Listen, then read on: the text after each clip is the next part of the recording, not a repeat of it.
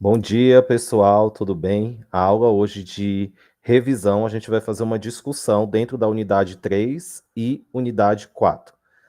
Pontuei alguns pontos relacionados ao conteúdo referente o que é necessário que vocês saibam, que irá cair na avaliação de vocês. Diante da unidade 3 e da 4, qual é a diferença que é existente, professor? Na unidade 3, a gente vai falando um pouquinho do controle da qualidade. Já na unidade 4, ele faz uma discussão do que é esse gerenciamento de risco e relacionado à biossegurança do laboratório, ok? Então é importante que vocês saibam na unidade 3 a condição do que é um controle interno de qualidade, conhecido pela sigla SIC, né? Esse controle interno de qualidade, ele tem o intuito de buscar a qualidade dos serviços dentro do laboratório. E essa discussão ela é bastante ampla. Justamente quem está na área de gerenciamento, tem como está na área de gestor dentro do laboratório. O técnico acaba que não tem muito interesse em saber no controle interno de qualidade. Mas quando ele trabalha no laboratório, que existem as certificações relacionadas ao controle interno, ele busca uma melhoria no seu serviço. Então, o próprio gestor ou gerente do laboratório, ele precisa estimular isso dentro do técnico e também da parte administrativa sobre esses pontos do que é o controle interno de qualidade. Então, esse controle interno de qualidade, ele tem um papel fundamental de monitorar e assegurar a precisão consistente e os resultados de análise dentro do laboratório. Nas unidades anteriores, a gente discutiu o que é essa precisão. É quando está mais próximo do resultado. Professor, mas quando eu falo mais próximo do resultado, o que isso significa? Isso significa que nem sempre vai ser 100% o resultado de uma eficiência, mas ele precisa ser mais preciso ao ponto relacionado à qualidade. Desde uma prestação de serviço do uso de um material até a condição de um insumo dentro do laboratório. Então, isso é previsto dentro do controle interno de qualidade. Isso gerando, logicamente, melhores resultados.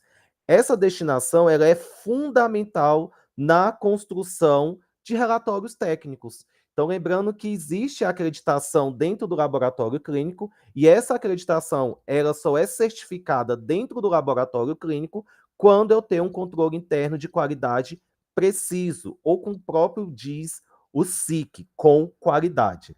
Então, diante desses procedimentos, professor, o que envolve, o que está constituindo tudo isso? Ele constitui um processo de implementação de protocolos que busquem a excelência e a precisão dentro dos resultados pertinentes no laboratório, tá? E além disso, quando ele encontra, ele consegue avaliar e detectar erros dentro do laboratório.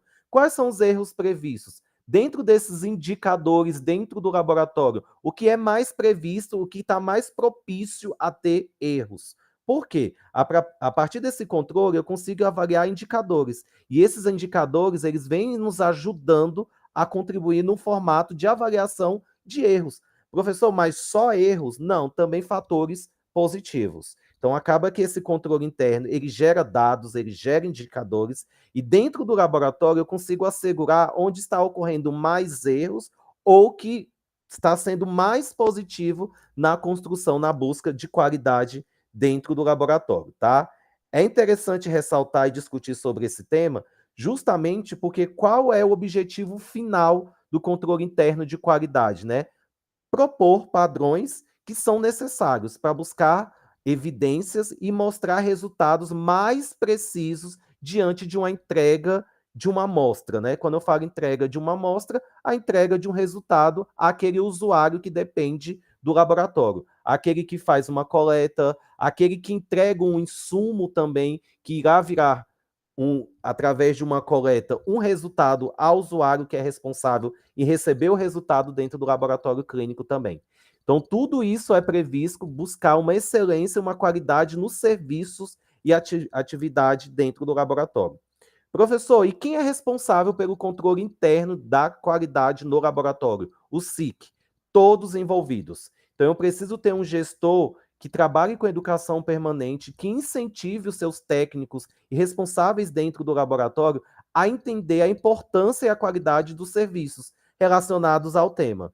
Então, a gente sempre abre essa discussão porque geralmente o gestor ele acaba trazendo essa informação para ele e ele não repassa para os técnicos dentro do laboratório. E isso é errado. Ele precisa trabalhar com um processo de gestão ampliada, tá? Ampliada de uma forma que todos os técnicos e responsáveis do laboratório saibam a importância do SIC, ok?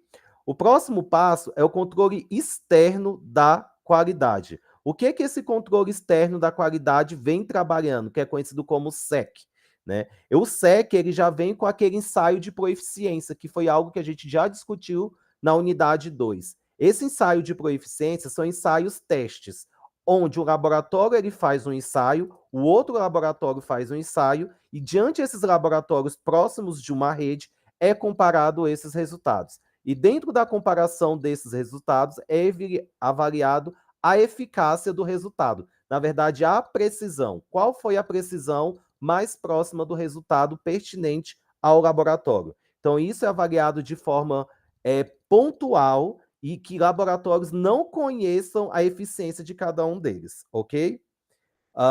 Alguém levantou a mão? Não. Voltando a isso, o que é importante ressaltar? É necessário que tenha esses exames de proeficiência, porque eles ajudam a calibrar e chegar no resultado aproximado entre os laboratórios. Então, essa avaliação ela é independente e ela é conduzida entre entidades externas no laboratório. Desde uma amostra simples, uma amostra detalhada e várias técnicas são comparadas dentro do ensaio de proeficiência, tá bom? E aí, professor, depois desses resultados do ensaio de proeficiência, o que se discute, né? A gente vai avaliar a questão das discrepâncias. Qual foi os dados encontrados a partir de uma análise biológica? Ficaram mais próximos, ficaram parecidos ou distantes? E aí, claro, dentro dos ensaios de proeficiência, a gente vai avaliar as metas e analisar o que foi errado para não ter alcançado aquele objetivo, ou vice-versa, tá bom? E aí o SEC, esse ensaio de proeficiência, ele é essencial para o processo de acreditação hospitalar, justamente porque é um controle externo da qualidade. Nas unidades anteriores, a gente discutiu quais são essas certificadoras e acreditadoras. E para a gente ter um melhor respaldo e resultado e uma certificação, eu preciso também ter resultados positivos e próximos relacionados ao controle externo da qualidade, ok? E aí eu vou ter uma padronização e um resultado com maior credibilidade. Isso a gente vê muitos erros perante os laboratórios, né? Eu já tive uma oportunidade de trabalhar num projeto que a gente fazia avaliação de resultados de IST em laboratórios externos. E essa comparação saía resultados bem diferentes. Então a gente viu que entre esses laboratórios faltou esse ensaio de proficiência. Então o ensaio de proficiência ele é essencial na construção e comparações de condições externas entre laboratórios. Isso é fundamental, tá? Então fiquem atentos a isso na hora da prova, justamente porque vão ter questões que irão falar sobre a diferença do controle externo de qualidade, o SEC, e o controle interno de qualidade, que é o SIC. Professor, mas aí qual é a diferença entre esses dois e o que é trabalhado na unidade 3? Logicamente, o interno é dentro do laboratório, o externo é fora. Só que para haver o controle externo, é necessário o ensaio de proeficiência. Então, precisa ter essa variação mais externa, mais ampliada.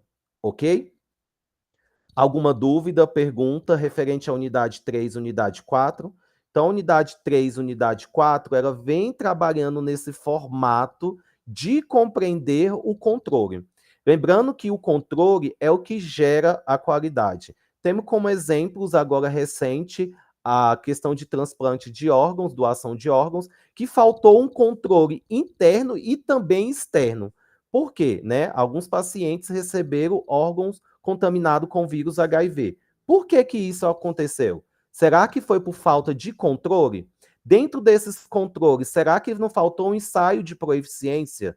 Será que esses laboratórios não têm uma certificação ou uma acreditadora que avalie esses resultados? Fiz uma pesquisa para entender um pouquinho o que aconteceu desse caso e foi verificado que algum desses laboratórios não tinha certificadora, tá? Então ele não estava bem previsto no seu serviço e além disso ele demonstrava baixa qualidade no controle interno. Professor, como que o senhor ficou sabendo disso? Existem publicações. Então, evidências que demonstravam problemas relacionados a isso. Então, acaba que o controle ele foi errado dentro dos seus processos dentro do laboratório. Exemplo, na análise do material biológico que era o órgão e deixaram passar por isso. Será que foi por conta da pressa, do resultado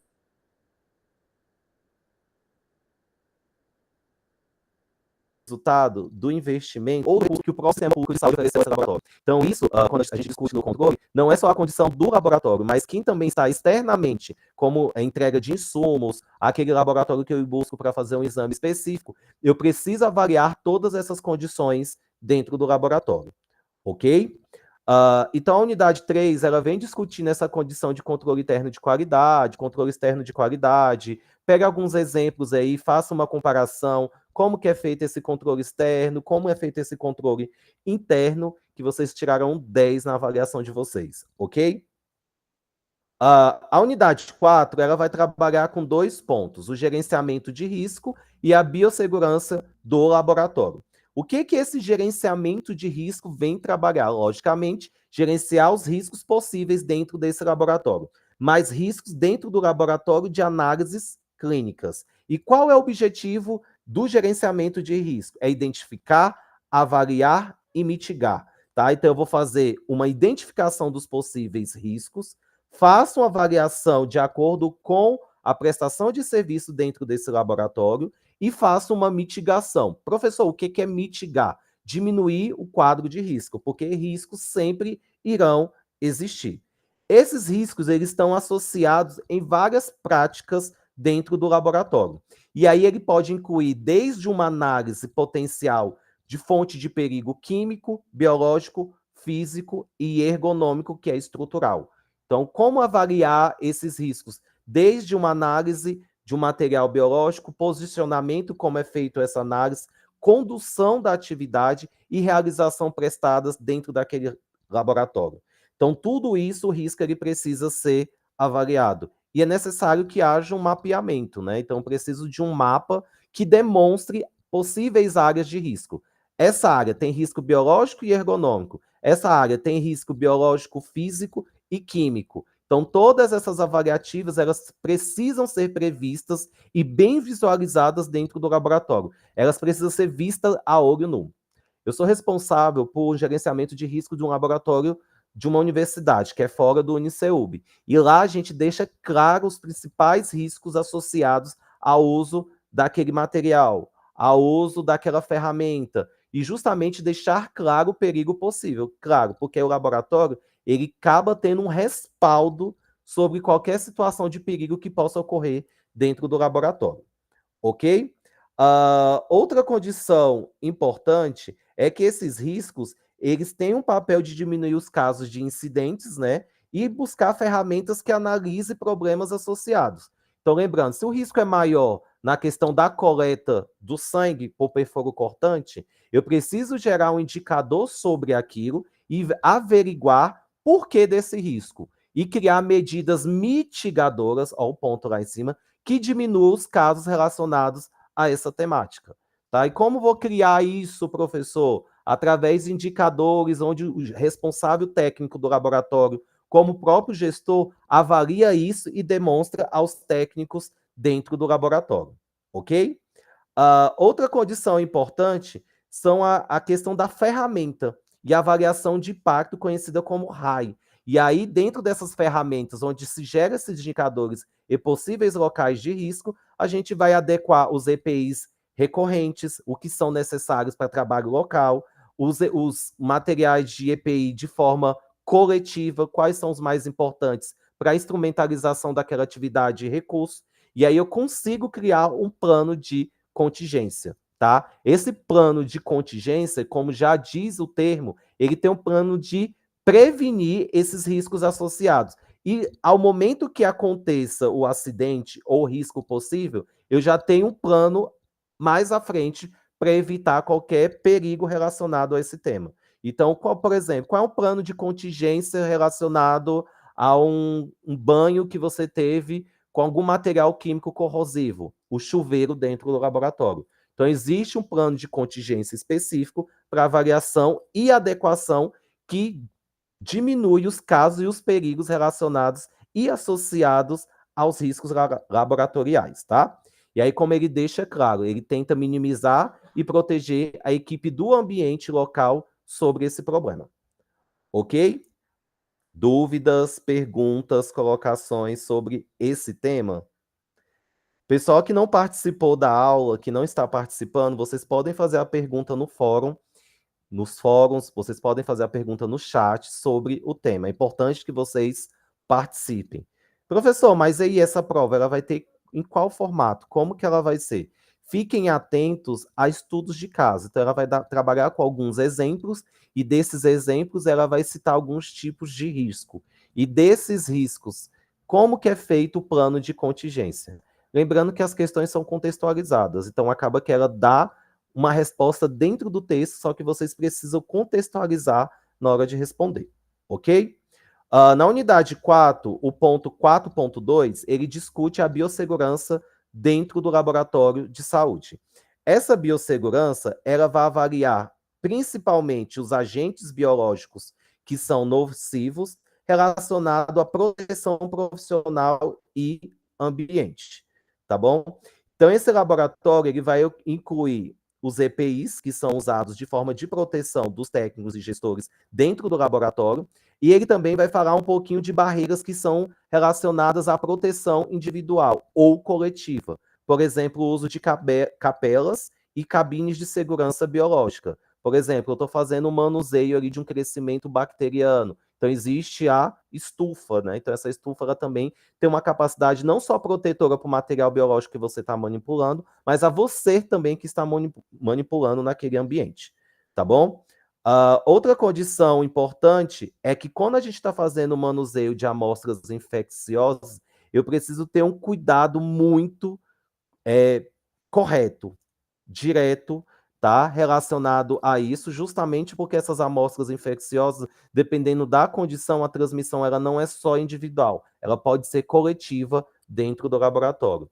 Então, os manuais de biosseguranças que tem dentro do laboratório precisam ser seguidos, eles precisam ser atualizados de acordo com a Anvisa, com as portarias do Ministério da Saúde, justamente para buscar uma eficácia e saúde daquela população dentro do laboratório. Beleza. Se eu tenho um manual de biossegurança dentro do laboratório em saúde, eu tenho uma classificação de agentes biológicos. Dentro dessa classificação, existem os níveis de riscos que representam dentro da saúde humana e ambiente dentro do laboratório. Essa variação ela vai de 1 a 4, onde o nível 1 ele representa um baixo risco e o nível 4 um risco extremo. E existe essa parte mediana que envolve o 2 e o 3. E essa classificação ela orienta a condição de risco. Então, existe um risco biológico 2, um risco biológico 4, um risco ergonômico 4, 1. Então, instituição na avaliação de vocês, vocês vão ter estudos de caso que vão demonstrar fulano trabalha no laboratório clínico X, está relacionado a um risco 4. O que significa esse risco 4? Então, ele não vai perguntar que tipo está relacionado ao risco 4 ou 1, mas se o risco que ele está naquele ambiente ali está envolvido a um risco 4, o que significa ser um risco 4, nível 4? Extremo. Se é 1, baixo risco. 2, 3, médio, tá bom? E isso quem impõe são os órgãos fiscalizatórios, como a Anvisa, enquadrado pela OMS, que é a Organização Mundial da Saúde, que predestinou a classificação dos agentes biológicos de acordo com a sua condição, ok? O 4.4, ele vem relacionando a gestão de riscos biológicos e ambientes de biossegurança. Como que é feito esse gerenciamento? Ele segue desde a construção de um material físico documentado, seguindo normas específicas de agências reguladoras, como exemplo, a Anvisa. Ele trabalha na análise de coleta, todo o gerenciamento, armazenamento, todo o gerenciamento, tratamento, todo o gerenciamento e descarte, todo o gerenciamento. Então, tudo isso, desde o material contaminado como não contaminado, e entrada de insumos dentro de um laboratório. E aí, dentro desse descarte, como que ele é feito? Qual tipo de material precisa passar por um processo de autoclavagem, que é a lavagem e eliminação de micro-organismos? Incineração, uso da caixinha de descarparte também. Como que é feita essa eliminação também, tá bom? Então, essas normas de biossegurança, elas são previstas e obrigatórias dentro de um laboratório.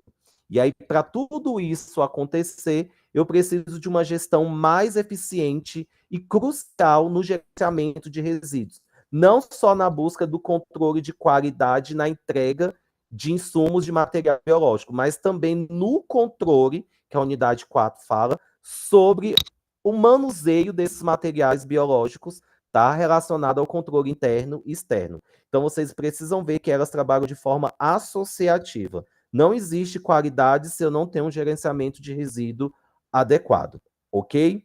Perguntas, dúvidas, colocações? Eu vou passar 3 vídeos bem curtos para vocês, mostrando um pouquinho como que é feito esse gerenciamento dentro do laboratório e como que ele é previsto de acordo com a Organização Mundial da Saúde, ok? Só um instante.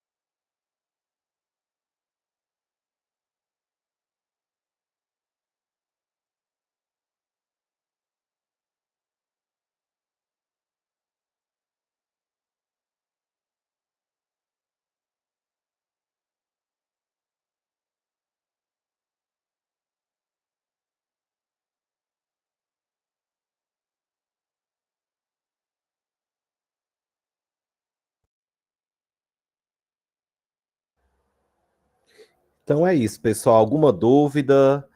Qualquer dúvida, vocês podem mandar mensagem via fórum, pelo chat. A gente pode estar conversando, tirando dúvidas. E boa avaliação para vocês, tá, pessoal? Até mais. Um grande abraço.